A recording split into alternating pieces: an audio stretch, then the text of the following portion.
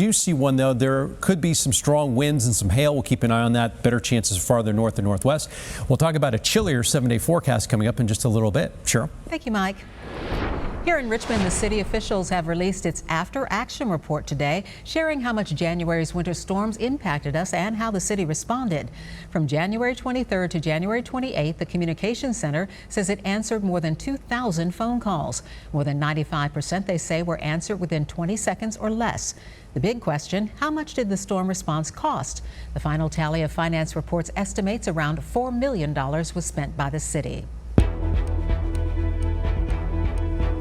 At the state capitol, Virginia lawmakers are facing a critical deadline this Saturday to pass the state budget. And right now, both sides are far apart on some proposed legislation. The House and Senate have each passed its own competing versions with a $3 billion difference between them. Our Brendan King has more on where negotiations stand right now as the General Assembly session approaches its finish line. Lawmakers here at the GA say the main disagreement is over the Senate's proposal to eliminate the sales tax and use exemption for data centers. The Senate says the exemption costs billions of dollars, and that's taxpayer money that could be used to fund other priorities.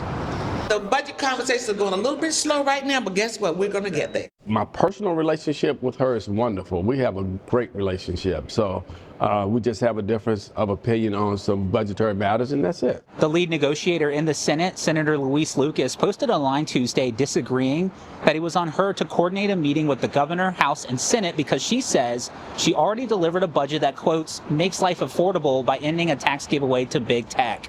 Other bills being hashed out today, including establish the framework for a marijuana retail market, prohibiting certain state and federal law enforcement from wearing face masks while on duty, and making it a civil penalty for leaving a firearm in a vehicle. If lawmakers do not reach that agreement by Saturday, they can come back another day. The hard deadline, July 1, that's when the next fiscal year starts. At the state capitol, I'm Brendan King, CBS 6 News. The Virginia Public Access Project is showing a large turnout so far in the ongoing early voting to change Virginia's congressional maps, which began last Friday. As of Monday, they say there have been 49,593 votes cast statewide. That's more than there were this time in the November 2022 general election, still 41 days before Election Day. The map here from the organization shows that most votes are being cast so far in southern and southwestern Virginia. As a reminder, this special election on April 21st will determine whether Virginia can redistrict and give Democrats a higher advantage in the upcoming midterm elections. Meantime, former First Lady of Virginia, Dorothy McAuliffe, has announced she is running for Congress. She's launching a campaign for what could become the state's new 7th congressional district if Virginia voters approve the new congressional maps. The 7th district stretches from Arlington to western Augusta County and is one of the 4 new districts that would favor Democrats in the redistricting plan. McAuliffe served as First Lady from 2014 to 2018 when her husband Terry McAuliffe was governor, and most recently worked as a special representative at the U.S. State Department. A political flyer equating Virginia's redistricting amendment to the Jim Crow era is sparking outrage. Our sister station, WTKR in Norfolk, reports the flyer just says, just like Jim Crow, they want to silence your voice. It pictures the KKK and the civil rights movement and encourages people to vote no on redistricting. The NAACP has called this flyer deceptive and says it's trying to undermine black voters from participating in this upcoming election. The flyer was paid for by the Democracy and Justice Political Action Committee, with the address listed for a law firm in Williamsburg. Former Republican State Delegate A.C. Cordoza is identified as the chairman of that group. Here's what he had to say. Trying to open up black voters' eyes. The voters, especially black voters, need to know that they're being used. Early voting on the redistricting referendum, as we said, began last Friday. Election Day is April 21st.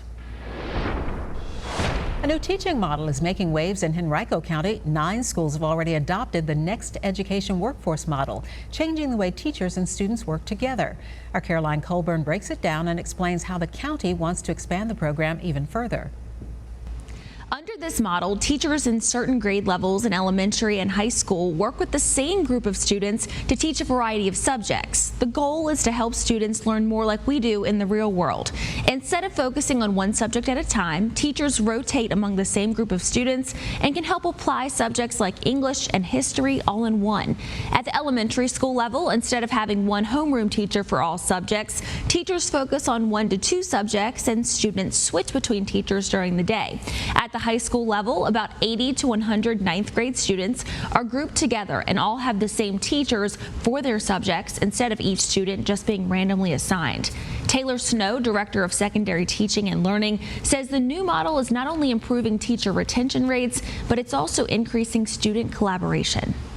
I want them to be effective communicators. I want them to have the skills that are going to allow them to thrive.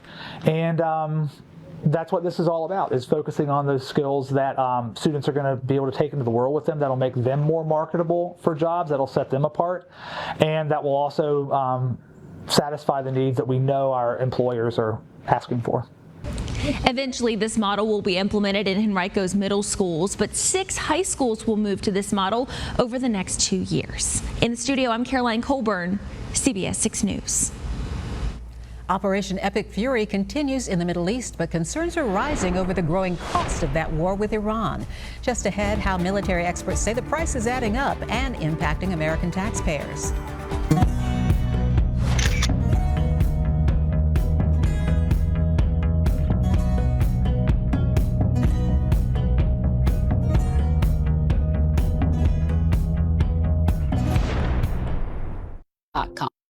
You're watching CBS 6, part of the Scripps News Group. There's growing concern about the price of the current war with Iran. Military expenses are already in the billions of dollars, but there's impact to your wallet too, like in those rising gas prices. Scripps News Group Chief Washington correspondent Joe St. George takes a closer look at how much this war is costing U.S. taxpayers already. Operation Epic Fury continues with real questions about how long the conflict will last and how much it will cost. I think you'll see it's going to be a short-term excursion.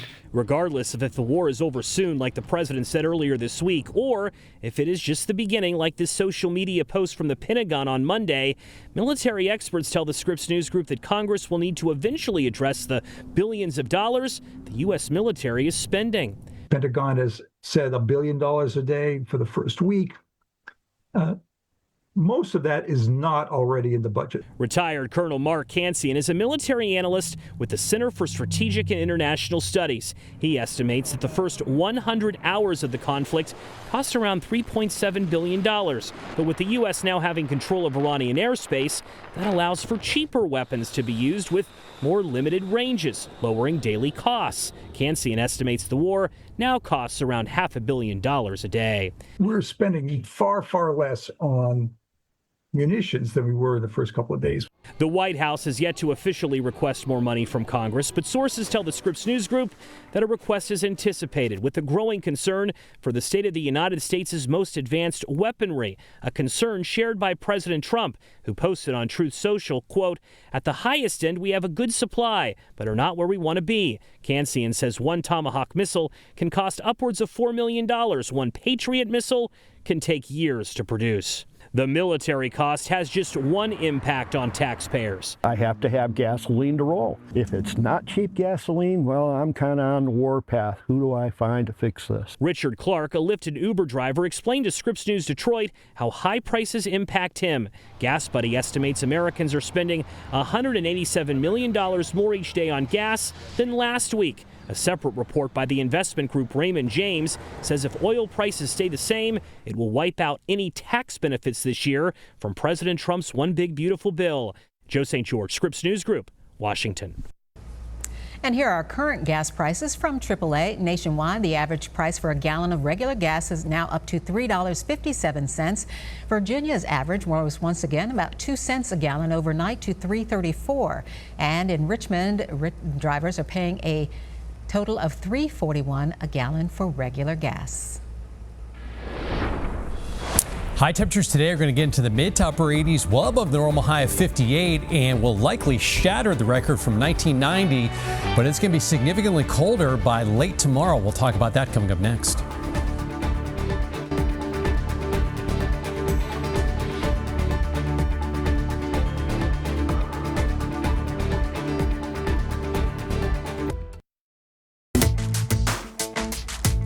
Well, we have another warm day coming here in Central Virginia, and many people are taking advantage of it to venture outdoors. Our Caroline Colburn caught up with one man enjoying this morning at Richmond's Bird Park. What are you doing out here on this warm March day? Well, practicing tennis, getting my serve down, enjoying the weather, getting ready for summer. Basically, one more day of heat. Next week is going to cool down, so get out there and enjoy it. Mike, he may steal your job. He's got the forecast down, doesn't he? Well, it's going to cool down tomorrow. In fact, tomorrow when you wake up, maybe 6, 7, 8 a.m., that's going to be the warmest part of the day. In fact, our high for tomorrow likely will be the temperature, whatever it is, at 12:01 after midnight tonight. We have some sunshine across the area now. We had kind of cloudy skies. The clouds have been breaking up, and the temperature shot up to 78 degrees. Winds are out of the southwest at 12. The dew point's right around 60, so actually starting to feel just a little bit humid outside. And unfortunately, this nice weather has really shot the pollen count up. Tree pollen is in the high category. That's like cedar, juniper, maple, and ash trees that are causing that. Temperatures right now, our coolest ones are at least in the low to mid 70s. The rest of us are in the upper 70s and low 80s as this good southwesterly wind continues to bring in some warm air. There's a warm front well to our north, a cold front well to our west, and we're going to be in this warm sector for the day today, so highs getting well into the 80s. But this front comes through tomorrow morning, and look at the air behind it. Temperatures are in the 30s, and that's the air that's going to come in later tomorrow into tomorrow night. There are multiple tornado watches here across parts of the Ohio River Valley there, but this precipitation is going from the southwest to the northeast like that. So that active weather not heading directly at us, but there are a few showers that are kind of trying to pop up ahead of it. What we have going on is there's this cap or this warm layer aloft in the atmosphere, and that prevents thunderstorms. It prevents the air from really rising and getting things unstable. But in situations like this, the cap can break, and if that happens, some strong to severe thunderstorms are possible. The best chance of seeing those are going to be the farther north and northwest you are of Richmond, and for that reason, the Storm Prediction Center has us in a marginal to slight risk of severe thunderstorms today into tonight. But again, this is conditional if the cap breaks, so the best chance of seeing some stronger wind gusts, some hail across northern and northwestern Virginia. The tornado threat there is not zero, but again, the threat of storms today is on the low side. The main thing we're focused on is the record heat. Yesterday we hit a new record high. We hit 85. The old record was 81. The normal high is 58. This morning we had a record low temperature of 58 degrees. And today we're forecasting a high of 88, 30 degrees above normal and well above the record of 82 set back in 1990. So we warm up nicely. A few isolated thunderstorms possible the farther north and northwest you are. Slight chance of a few thunderstorms in the metro, but again, that chance is very low. And going into tomorrow, as the cold front approaches, we'll have some rain coming in. Temperatures around daybreak in the 60s and 70s. Then rain comes in behind the front.